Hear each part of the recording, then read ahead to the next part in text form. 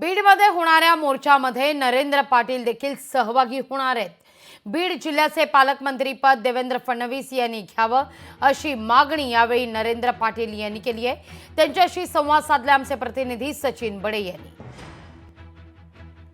बीडच्या मोर्चासाठी आता राज्यभरातून नेते जे आहेत ते बीडकडे रवाना व्हायला सुरुवात झालेली आहे। बीडमध्ये आता काही नेते दाखल होत आहेत। साहेब, काय सांगाल, जो काही प्रकार घडला आहे त्या प्रकारानंतर राज्यभरामध्ये संताप पाहायला मिळतोय, तुम्ही बीडमध्ये पोहोचताय, काय तुमची पहिली भावना?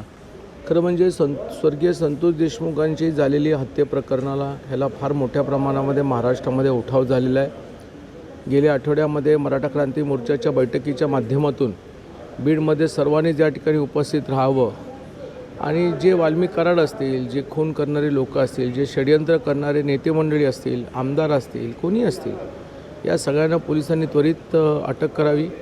त्याचबरोबर त्या जिल्ह्याचं पूर्ण पालकमंत्रीपद हे तात्पुरत्या स्वरूपावर तरी आदरणीय मुख्यमंत्र्यांनी देवेंद्र फडणवीस यांनी घ्यावं।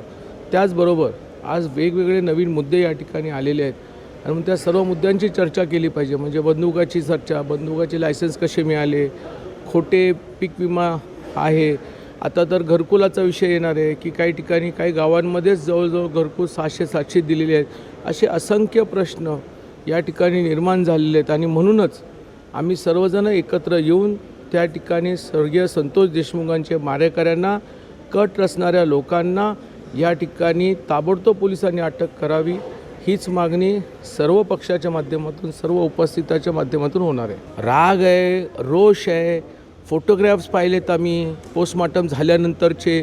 अशा प्रकारे अमानुषपणे मारणारे माणसांना तर चौकामध्ये फाशी दिली पाहिजे आणि त्यांचा जो आका, ज्याचा उल्लेख काही आमदारांनी केला, त्या आक्याला तर यांना नाक्यावरती जाऊन यांना हाणला पाहिजे। सचिन बडे, लोकशाही मराठी, छत्रपती संभाजीनगर। लोकशाही मराठी, ऐका, पहा, जागरूक रहा।